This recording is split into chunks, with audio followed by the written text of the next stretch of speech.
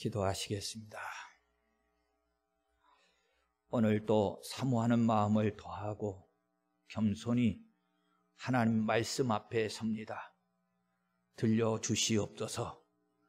성령님 역사하셔서 우리의 영안을 여셔서 꼭 하나님을 배우게 하여 주시고, 영의 기도 열려져서 하나님의 음성 듣게 하시옵소서. 연약한 종을 세우셨는데 성령의 두루마리 입혀주시고 오직 복음의 나팔수만 되게 하시옵소서. 말씀하시는 분은 아버지 하나님이심을 인정하오며 우리 주 예수 그리스도의 이름으로 기도합니다. 아멘. 오늘 27절 말씀을 주제 말씀으로 읽었는데, 우리가 가지고 있는 이 개역 개정 성경보다 오히려 앞전의 개역 성경이 의미를 더 명확하게 하고 있는 것 같아서 예전 개역 성경을 한번 더 읽어드리겠습니다. 볼지어다 우리의 연구한 바가 이 같으니 너는 듣고 내게 유익된 줄 알지니라 그럽니다. 5장이라고 하는 이 성경은 계속해서 엘리바스의 변론이 진행되고 있는 내용인데, 읽어드린 대로 중심점은 우리의 연구한 바가 있는데 이거 들어봐라, 그러면 내게 유익할 거다, 이 내용이에요. 자, 세 친구들이 욥에게 한마디로 지금 너를 유익하게 하기 위해서 말을 하고 있는 거다, 이런 내용인 거거든요. 그런데 우리가 욥기서의 전체적인 내용과 흐름을 파악해 왔습니다만, 욥은 이 친구들의 말을 듣기는 듣는데 전혀 유익되지 못하고요, 오히려 들으면 들을수록 가슴이 아프고 무거운 짐을 더 올려놓는 것과 같은 느낌을 받고 있는 겁니다. 아이러니하지요. 친구들은 분명히 위로자로 찾아왔고 친구들은 말을 전하면서 들어봐, 그러면 내게 유익될 거야, 이렇게 지금 말을 하고 있는 건데, 정작 듣는 욥에게 있어서는 아무런 유익이 되지 못하고 위로도 되지 않고 오히려 이 말이 상처가 되고 더 고통스럽고 짐이 된다는 거예요. 세상 말에 이런 말이 있습니다. 입장 바꿔 한번 생각해봐, 이런 말이 있어요. 우리 인간은요 참 죄인 됐다라고 하는 것 중에 첫 번째가 뭐냐면 너무나도 지극히 나 중심이라는 거예요.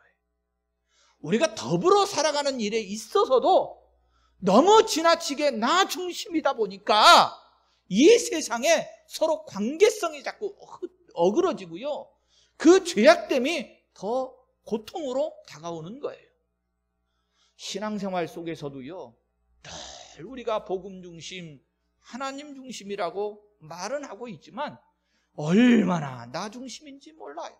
오늘도 말씀 속에서 그것을 철저하게 깨닫게 되는데요, 여러분, 신앙생활에서 우리가 훈련과 연단이라는 말을 씁니다만, 제가 말씀을 묵상하면서 느끼는 훈련과 연단 중에 제일 첫 번째가 뭐냐, 나 중심을 버리고 하나님 중심으로 훈련받는 것, 이게 첫 번째고 제일 되겠다라고 하는 생각을 하기도 했습니다. 친구들은 분명 말을 합니다. 그런데 이게 욥을 중심으로 해서 말을 하는 것이 아니고 자기를 중심으로 해서 말을 하니까 욥이 받아들일 수가 없는 거예요. 욥에게는 이것이 너무나도 큰 고통이 되고 있어요. 자, 먼저 전체적인 내용을 좀 정리를 해보겠습니다. 우리의 연구한 바가 내게 유익된 줄을 알아라, 이 말씀을 중심으로 해서 1절에 보니까 너는 부르짖어 보라, 내게 응답할 자가 있겠느냐. 이게 무슨 소리입니까? 너 기도해봐라, 부르짖어 봐라. 그런데 너 같은 죄인한테는 응답해 줄 하나님, 응답해 줄 리가 없다, 이런 비꼬는 말이에요. 참 안타깝지요. 그런데 그 이유를 이렇게 됩니다. 왜냐하면 미련하고 어리석은 자가 되었기 때문이라는 거지요. 그러면서 3절에 내가 미련한 자가 뿌리 내리는 것을 보고 그의 집을 당장에 저주하였노라, 이렇게까지 말합니다. 이게 얼마나 무서운 말인지 모릅니다. 욥을 저주했다는 거예요. 여러분, 어떻게 그럴 수 있어요?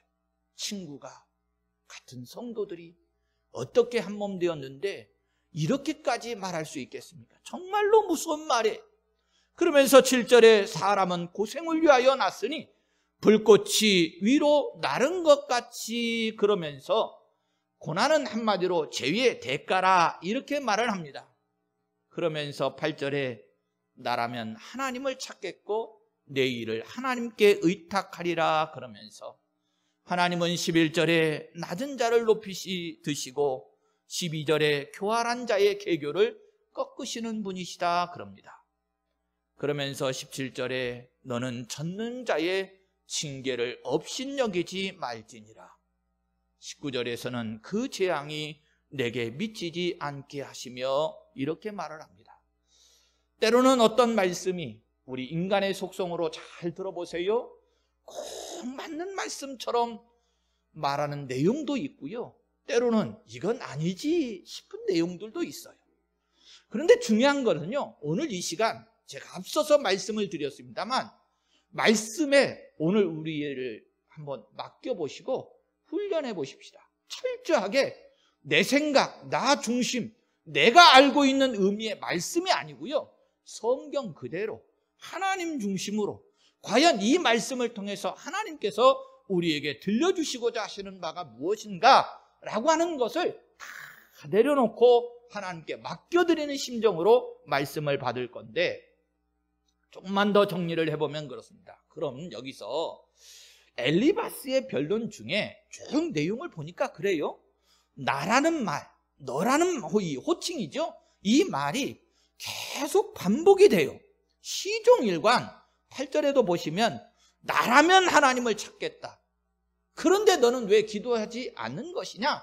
이런 거거든요. 한마디로 욥을 정죄하기 위한 것인데, 저는요 이 나나 너라고 하는 이 말이 좀 생각해 보니까 이렇게 좀 바뀌었으면 얼마나 좋았을까 싶은 생각이 들었습니다. 우리라고 말입니다. 우리, 너, 나 말고 우리라고 하면 얼마나 좋았을까. 예를 들어 드리면 미련한 자를 향해서 너는 미련하다 이렇게 말하는 것하고 우리는 미련하다 이렇게 말하는 것은요, 전달할 때에 그 받는 의미가 완전히 다릅니다. 너 미련해 이거하고 우리는 다 미련하지 이거하고 완전히 내용과 의미가 다르거든요. 그런데 엘리바스는 우리가 4장도 살폈고 지금 5장을 보고 있는데 너 또는 네가 이런 호칭을 무려 몇 번이나 사용하느냐? 30번이나 사용을 하면서 욥을 정죄하고 있습니다. 그런데 반면에 자기 자신에 대해서는 어떻게 말을 하고 있었는가? 우리가 4장에서 살폈습니다만 4장 12절에 말씀이 내게 가만히 이르고, 또 13절에서는 내가 환상으로, 5장으로 건너와서는 내가 저주하였느니라, 8절에서는 나라면 나를 우월하게 내세우면서 오히려 지금 이 상황을 가만히 보니까 욥은 정죄하고 자기는 의로운 척하고 욥 위에 군림하려고 하면서 욥을 우리가 왜 갑을관계라고 말하지요? 그런 관계 형성을 가지고 대하고 있는 것을 보게 되어져요. 자, 여기서 우리 조금만 교훈 삼고 가십시다. 우리가 교회라고 하는 말들을 많이 사용합니다. 그렇지요?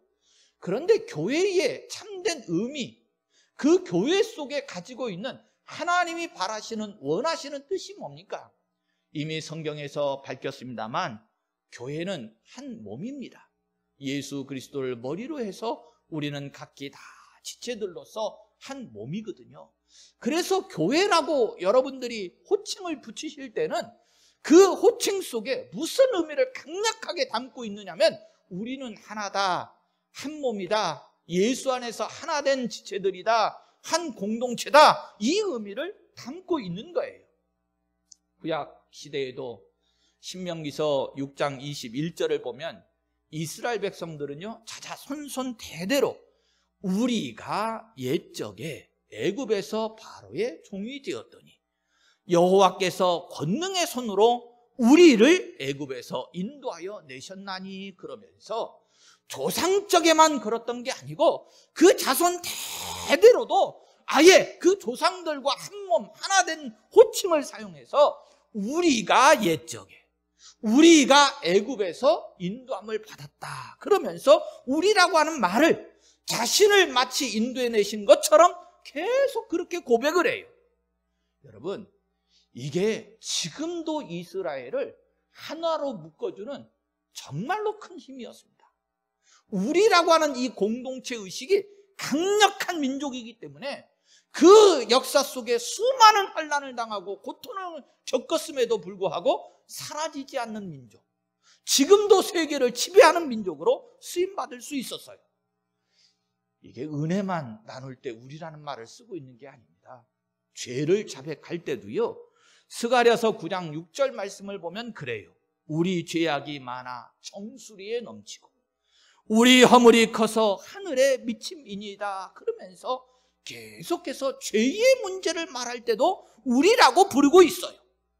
이 공동체 의식이 지금의 이스라엘을 유지시키고 만들어 왔다. 그래도 틀린 말이 아니에요. 그런데 욥의 친구들은 어떻습니까? 너는 또는 네가 이런 호칭을 사용합니다.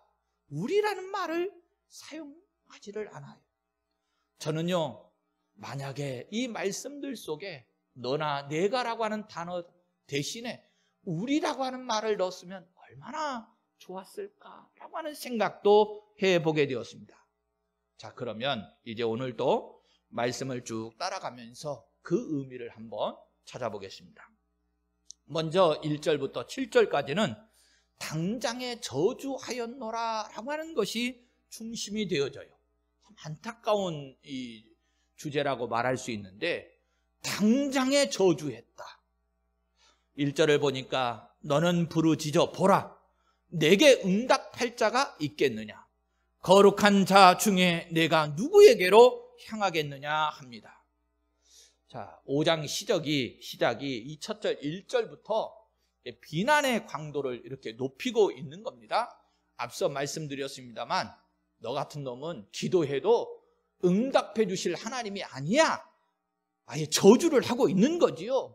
자, 그러면서 2절에 분노가 미련한 자를 죽이고 시기가 어리석은 자를 면하느니라 그럽니다. 엘리바스가 미련한 자, 어리석은 자 그래요? 12절로 가보시면 교활한 자도 나오고요, 13절에 가면 간교한 자라라고 하는 말도 있습니다. 누가 그렇다는 거예요? 누가 미련한 자고, 누가 어리석은 자고, 누가 교활한 자고, 누가 간교한 자냐? 한마디로 문맥적 흐름을 보면 욥이라는 거죠. 욥아, 너 어리석고 간교하고 또 교활한 자고 미련한 자고. 너무나도 이 욥이 들을 때 얼마나 비수를 꽂는 상처 같은 말이 되겠습니까? 이어서 3절에 내가 미련한 자가 뿌리 내리는 것을 보고 그의 집을 당장에 저주하였노라, 이런 말까지 합니다. 그러면서 4절 5절은 어떻게 저주가 임하는가라고 하는 것도 설명을 하고 있는데, 그의 자식들은 구원에서 멀고 성문에서 억눌리나 구하는 자가 없으며 그가 추수한 것은 줄인 자가 먹되 덫에 걸린 것도 빼앗으며 올무가 그의 제사를 향하여 입을 벌리느니라 그럽니다. 한마디로 미련하고 교활한 자에게 내리는 저주가 뭐냐? 자녀들도 불통하고요, 네가 수고에 땀방울 흘려서 추수하고 얻은 것까지도 다 빼앗기고 강도나 이런 자들이 먹게 될 거다, 이러는 겁니다. 참 안타깝지요. 자, 그러면서 6절에 재난은 티끌에서 일어나는 것이 아니며 고생은 흙에서 나는 것이 아니니라 그래요. 이걸 쉽게 좀 설명해야 되는데, 응과 응보입니다. 이제 우연히 또 뭐 땅이나 이런 자연에서 오는 게 아니고 모든 진노의 결과는 네가 죄를 지었기 때문에 죄값 때문에 주어지는 거다, 이러는 겁니다. 그러면서 7절에 사람은 고생을 위하여 났으니 불꽃이 위로 날아가는 것 같으니라 그럽니다.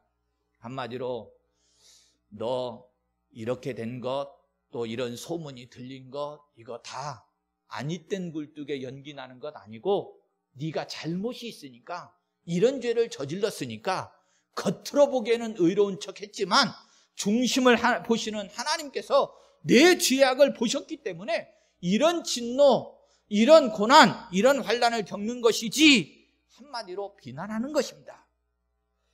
그런데 성도 여러분, 욥만 그런 건가요? 욥만 죄인이고 여기 친구들, 지금 저와 여러분들은 아닐까요? 우리 모두도 다 죄인입니다. 그거 잊어버리시면 안 돼요. 욥이 비록 죄인의 자리에 같이 있어 환난과 고난을 겪고 있지만 친구들에게서까지도 이런 말을 들었을 때 얼마나 억장이 무너지고 가슴이 아팠을까라고 하는 생각을 하게 됩니다. 그래서요, 욥이 당하는 고난을 좀 성경적으로 정리를 좀 해보고 싶었어요. 도대체 욥은 그러면 왜 이런 고난을 만났느냐는 거예요. 왜 이런 고난을 겪고 있느냐는 거예요. 앞에서 살펴본 내용이니까 간단히 여러분들 잊어버리시지 말라고, 앞으로 계속 말씀이 전개되어져 갈 때 욥이 당하는 고난이 무슨 이유 때문이었는지를 잊어버리지 말라고 한번 정리를 해보겠습니다. 먼저 1장 8절 말씀을 보면 욥이 온전하고 정직하여 하나님을 경외하며 악에서 떠난 자였기 때문에 이런 고난을 당하게 됐다는 거예요. 다시요, 우리 성경대로 잘 보셔야 된다고 그랬습니다. 욥이 지금 엄청난 고난을 당하고 있어요. 그런데 성경이 밝히고 있는 욥이 당하고 있는 고난의 이유를 뭐라고 말씀했느냐? 온전하고 정직하고 하나님을 경외하고 악에서 떠난 자이기 때문에 이런 고난을 만났다는 거예요. 왜요? 사탄이 시기했잖아요. 그래서 사탄이 욥이 너무나도 정직하고 온전하고 하나님을 경외하니까 시기해가지고, 아니 욥이 괜히 정직하고 의로운 자입니까? 하나님이 그런 복을 주셨잖아요. 그러니 한번 빼앗아 보시죠. 그래도 의로운 자일런지, 이런 거지요. 여러분 한번 다르게 생각해 보세요. 만약에 욥이 이렇게 경건한 사람이 아니었으면 환난 안 당해도 됐겠지요. 왜? 사탄이 시기할 이유가 없었잖아요. 사탄이 굳이 하나님과 거래를 해가지고 욥을 시험하고 욥에게 고난을 줄 이유가 없겠었죠. 왜? 욥은 이 사탄이 볼 때 굳이 그럴 이유가 없는 사람이기 때문이 그럴 거예요. 그런데 욥은 사탄이 시기할 만한 경건한 사람이었고 그 이유 때문에 지금 환난을 당하고 있는 겁니다. 둘째로 욥이 또 고난 당한 이유를 굳이 찾아보니까 1장 21절에 그래요. 여호와의 이름이 찬송을 받으실지니이다. 지금 욥이 고난을 당함으로 인해서 그 고난 때문에 좌절하고 절망하고 하나님을 욕되게 하고 이렇게 넘어진 게 아니고, 그럼에도 불구하고 꿋꿋하게 하나님을 저주하거나 원망하지 아니하고 믿음을 지키는 이것이 누구를 영화롭게 하는 것이 되었지요? 하나님을 찬송받으시게 하는, 영화롭게 하는 일이 되었다는 거예요. 자, 그러니까 이 욥이 지금 고난당하는 이유 중에 여호와의 이름이 찬송을 받으시게 하기 위해서 고난을 받았다는 것입니다. 만약에 욥이 1장 속에서 사탄이 주는 시험에 불합격을 했더라면 2장에 이어지는 시험은 없었겠지요. 이미 불합격하고 탈락했는데 굳이 또 사탄이 2장에 엄청난 그 시험과 환난을 줄 이유가 뭐가 있었겠습니까? 이렇게요, 욥이 당하는 고난은 우리의 죄악, 죄인됨 때문이기도 했겠지만 분명한 이유가 있었는데 그의 경건성 때문에, 또 하나님을 영화롭게 하는 이유 때문에 욥은 고난을 당했어요. 그런데요, 여러분, 이것이 그냥 욥의 기록 속에서 우리가 보자는 게 아니에요. 성경이 밝히고 있는 내용도 우리가 분명히 알아두셔야 되는데, 디모데후서 3장 12절 말씀에 가보면 분명히 정리를 합니다. 무릇 그리스도 예수 안에서 경건하게 살고자 하는 자는 박해를 받으리라. 성경이 이렇게 말씀을 했어요. 명확한 답이지요. 다시요, 무릇 그리스도 예수 안에서 경건하게 살고자 하는 자는 박해를 받으리라.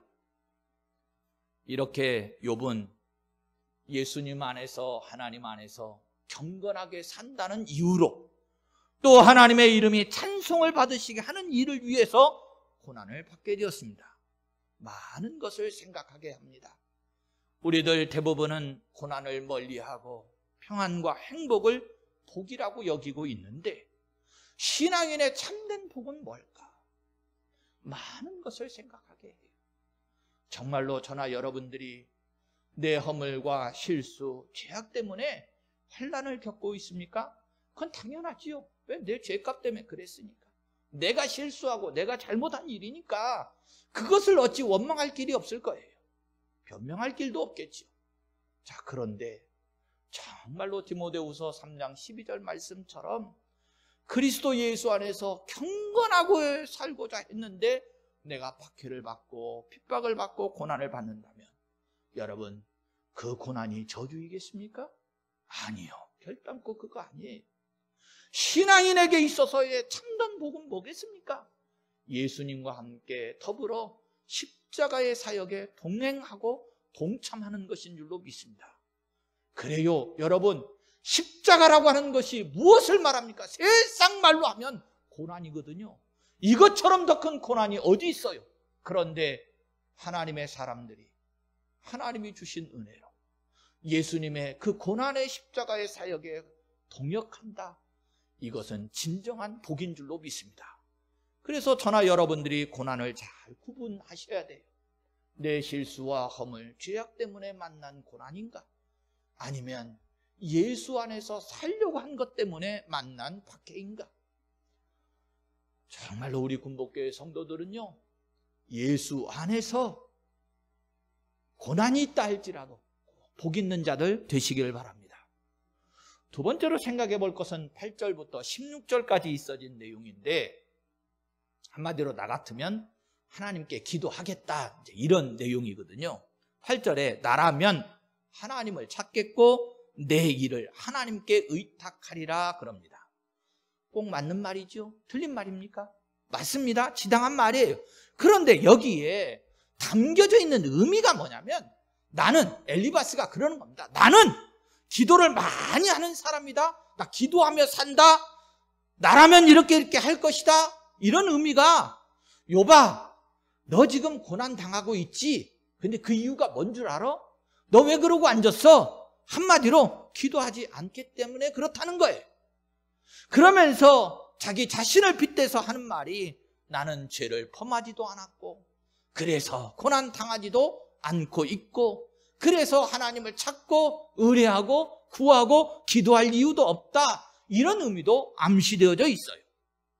여기 지금 엘리바스가 앞에서 제가 계속 호칭 문제를 다뤘었지요. 나라면 그럽니다. 나라면. 여러분, 이 말을 좀 바꿔봤으면 좋았을 걸 그랬습니다. 나라면이 아니고 고난당하고 있는 형제, 친구를 향해서 우리 함께 기도하자. 우리 함께 하나님 앞에 의뢰하자. 우리 함께 하나님께 나아가자. 그러면 얼마나 좋았겠습니까? 욥이요, 이 말을 듣고 6장에 가보시면 그래요. 6장 2절에 나의 괴로움이, 나의 파멸이 그럽니다. 얼마나 이 친구들로부터 받는 말이 분통이 터지는지 그 괴로움을 더하고 있어요. 9절 10절로 이어가 보면 하나님은 헤아릴 수 없이 큰 일을 행하시며 기이한 일을 셀 수 없이 행하시나니 비를 땅에 내리시고 물을 밭에 보내시며 11절에 낮은 자를 높이 드시고 애곡하는 자를 일으키사 구원에 이르게 하시느니라 그럽니다. 자, 그런 하나님이신데 욥이 지금 이 고난을 당하고 있다는 말이시죠. 그러니까 친구들의 말 속에는 무슨 뜻이 있느냐면, 하나님은 이렇게 능력의 하나님이시기 때문에 늘 우리에게 선한 역사로 복을 주시고 기름지게 하시고 형통케 하시는 분인데, 야 욥아, 네 꼴을 보니까 하나님의 의미, 하나님의 의도와는 정반대로 네가 지금 고난당하는 거 보니까 너 죄인이지, 그런 겁니다. 자, 12절로 가서는 그래서 하나님은 교활한 자의 계교를 꺾으사 그들의 손이 성공하지 못하게 하시며 13절 14절에 지혜로운 자가 자기의 계략에 빠지게 하시며 간교한 자의 계략을 무너뜨리심으로 그들은 낮에도 어두움을 만나고 대낮에도 더듬기를 밤과 같이 하느니라 그럽니다. 자, 꼼짝없이 이 말 속에서 욥은 지금 교활한 자가 되었고 간교한 자가 되고 말았지요. 자, 15절 16절에 하나님은 가난한 자를 강한 자의 칼과 그 입에서 또한 그들의 손에서 구출하여 주시나니 그러므로 가난한 자가 희망이 있고 악행이 스스로 입을 다무느니라 그럽니다.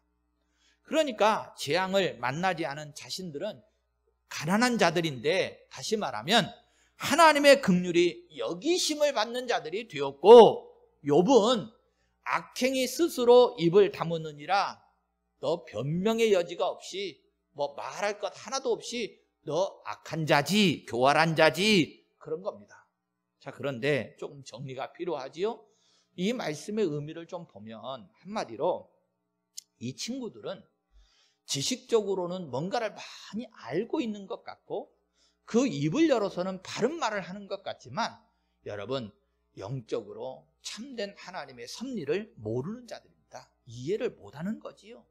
그냥 인간의 눈에 보이는 현상만으로 선과 악을 판단하고 있는, 오히려 욥이 어리석은 자들이 아니고요, 지금 이 친구들이 어리석은 자, 괴유를 지금 일삼고 있는 자들의 편에 서 있는 거예요. 저나 여러분들이 겸허하다, 겸손하다는 것은 뭘 말하는 거냐면 우리가 알고 있는 대로 판단을 하는 것이 아닙니다. 모든 주권을 누구께 맡겨드리는 거지요? 하나님께 맡겨드리는 거예요. 하나님의 섭리 속에 있는 거예요. 예를 들면 우리 성도들 가운데, 아니 제가일지라도 누가 어떤 환난을 겪고 있고 어떤 문제를 안고 있어요. 그런데 그 환난과 문제가 과연 그 사람의 죄 때문이냐, 아니면 하나님의 특별한 다른 섭리가 있으시기 때문이냐, 그 판단을 과연 어리석은 우리가 할 수 있을까요? 절대로 그렇지 않습니다. 다만 우리는 무엇하는 것이 가장 바람직하고 현명하냐, 모든 하나님의 섭리와 주권을 인정하고요, 오히려 그 속에서도 아멘 하고요, 그리고 하나님께 맡겨드리고 기도하는 거예요. 하나님이 이끌어 가시는 길에 순종하고 인정하는 믿음, 그것이 참 믿음이거든요. 그런데 친구들은 어리석게도 자기 자신들이 하나님이 되어가지고 판단을 해요. 얼마나 무서운 죄를 짓고 있는지 모릅니다.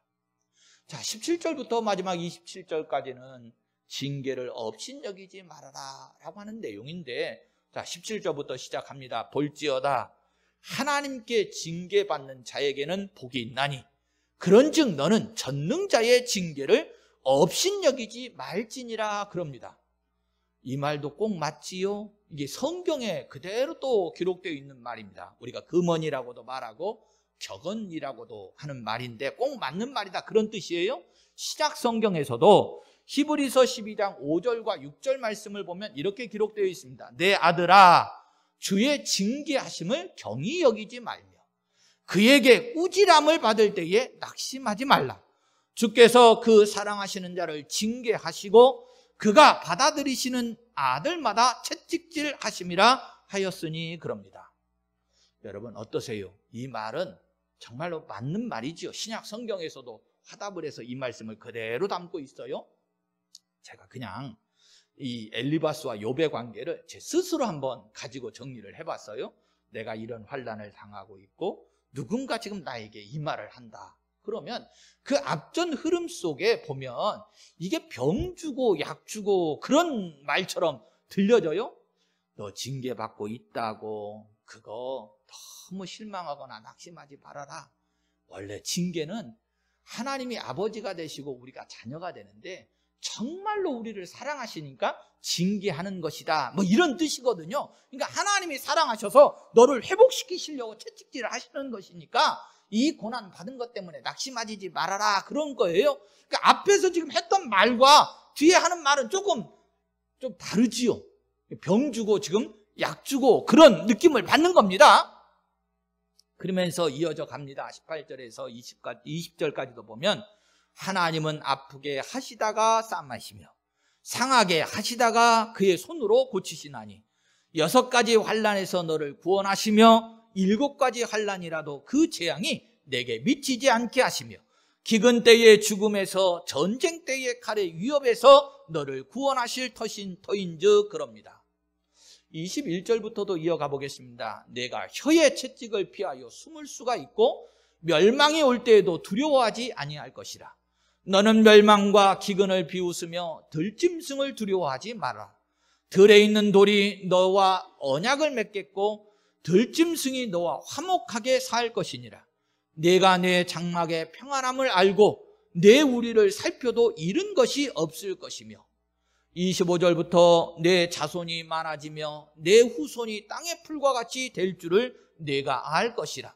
내가 장수하다가 무덤에 이르리니 마치 곡식단을 제때에 들어올림 같으니라. 이렇게 말합니다. 자, 이 말씀들은 하여튼 구구절들이 다 맞는 말이고 지당한 말씀처럼 보여져요. 자, 그런데 제가 참 혼란스러웠습니다. 왜 혼란스럽냐면 앞에서는 내리 저주를 퍼부었잖아요. 그렇지요? 너 죄인이지, 인과응보, 네가 잘못했으니까 그렇지, 뭐 등등등 해가지고 막 저주를 퍼붓더니 뒤에 와서는 회복의 은총, 하나님을 의지하면 하나님께서 다시 회복시켜 주실 것이니까 너 낙심하고 너무 실망하지 말아라, 뭐 이런 쪽으로 또 말을 바꿔서 하는 것처럼 보여서 굉장히 혼란스러웠어요. 그러면서 제가 엘리바스의 입장에 한번 대보려고 했습니다. 엘리바스의 입장에서 제가 목사가 되다 보니까 성도들을 찾아가서 위로하기도 하고 권면하기도 하고 때로는 말씀으로 설교를 하기도 하고 때로는 기도로 또 축복해 주기도 하고 뭐 등등등 제 입장에서는 하게 되잖아요. 그래서 제가 엘리바스의 입장이 돼가지고 과연 욥처럼 환난당하고 있는 성도에게 이 엘리바스가 하고 있는 말처럼 그대로 했더라고 그러면 과연 나는 뭘 알고 한 사람일까라고 하는 생각을 해봤어요. 줏대가 없잖아요. 앞에서는 저주를 퍼붓고 뒤에 가서는 뭔가 소망이 있는 것처럼 말하고 이게 말이 안 되잖아요. 명확한 한 주제를 가졌어야 되지요. 그래야 받아들이는 사람 입장에서도 그래야 내가 죄인이지, 죄 졌으니 이런 값을 받지, 마땅한 놈이다 이러든지, 아니면 내가 환난이 있지만 그래 목사님 말씀처럼 내가 다시 하나님을 의지하고 무릎 꿇고 회개하면 하나님께서 나를 회복시키실 것이지, 그러면 소망을 갖던지 이럴 거 아니에요. 그런데 저주를 퍼붓다가 뭔가 소망을 주는 것 같다가 왔다 갔다 횡설수설하는 거예요. 여러분, 오늘 제가 정말로 이 말씀은 좀 귀담아 들었습니다. 목회자는 성도들에게 소망을 주는 자 되어야지. 정말로 하나님이 말씀하시는 것처럼 하나님의 말씀을 대언하는 자만 되어야지. 내 생각이 들어가고 내 주관이 들어가고 나 중심으로 말하다 보면 이렇게 횡설수설하고 줏대도 없고 이렇게 말하고 저렇게 말함으로 오히려 욥과 같은 일을 당한 자들이 더 큰 상처를 받겠지라고 하는 생각을 하게 됐어요. 그런데 어떻게 저만 그러겠습니까? 오늘 우리 성도님들이 교제를 하실 때에도 정말로 이 말씀은 잘 귀담아 들으셔야 돼요. 사실 우리도 얼굴에 철판을 깔지 않는 이상은 대면에서 이런 말들은 잘 안 할 거예요. 그렇지요? 고난당하고 있는 사람에게 네가 죄인이니까 그렇지 에라이 저주나 받아라, 어떻게 이러겠어요? 안 그럴 거잖아요. 그런 사람이 어디 있어요? 그러면 정말로 악한 사람이지. 그런데 제가 세상 말 좀 쓰겠습니다. 앞에서는 소망 있는 척 말하고 뒤에 가서는 뒷담화 까는 사람들이 너무 많은 거예요. 그런데 그 소리가 어떻게 해요? 돌고 돌고 돌아가지고 다시 그 환난 속에 있는 사람의 귀에 들어가. 그러면 똑같은 거 아닙니까? 지금 이 엘리바스와 다른 게 뭐가 있어요? 앞에서는 소망이 있는 것처럼 말을 해놓고 뒤에 가서는 저거 틀림없이 저 뭐뭐뭐 잘못해갖고 그럴 거요. 뭐 이렇게 말을 하는데 그 소리가 돌고 돌고 돌고 들어가서 그 귀에 들어가. 그러면 이 엘리바스의 말과 뭐가 다르냐 그런 말이에요. 여러분, 사실 이 엘리바스가 뒤에 이 한 말은요 성경적이기도 합니다. 틀린 말은 아니라고 그랬어요. 특별히 신명기 28장을 가보면 우리가 잘 아시지요.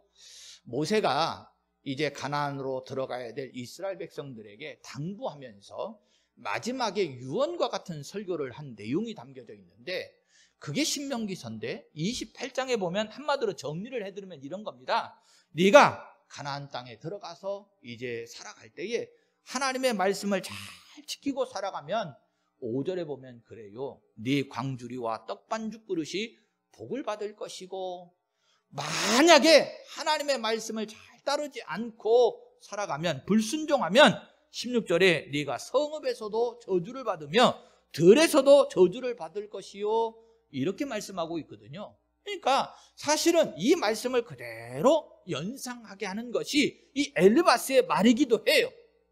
그런데 중요한 건 제가 이렇게 말했어요. 아무리 옳은 말로 권면을 할지라도 그 말을 받는 이가 상처를 받으면 안 되겠죠. 오히려 더 낙담하고 절망하면 안 되는 거잖아요.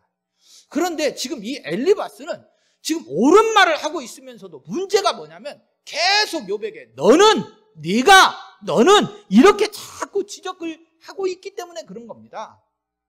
이 말 속에 하나의 공동체 의식을 가지고 우리가 교회 안에서, 예수 안에서 한 몸 되었는데, 비록 지금 내가 당하는 환난과 고통을 당하고 있지만 그러나 내 가슴도 아프다.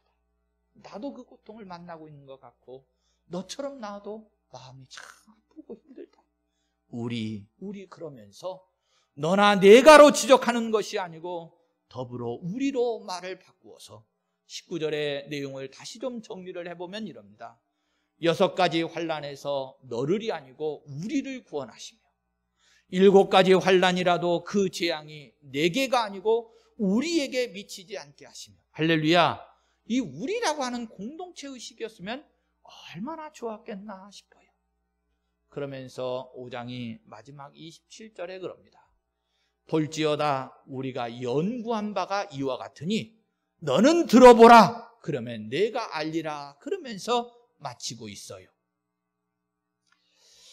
여기서 새 친구들은 우리는, 지금 우리가 연구한 바 그랬잖아요. 우리라고 하는 건 새 친구들을 가리키는데 복 있는 사람들인 거고, 너는 들어보라. 그러면 내가 알리라. 그러면서 너라고 지적하고 있는 것은 욥인데 한마디로 너는 저주받은 인생이다. 이런 인상을 지울 수가 없습니다.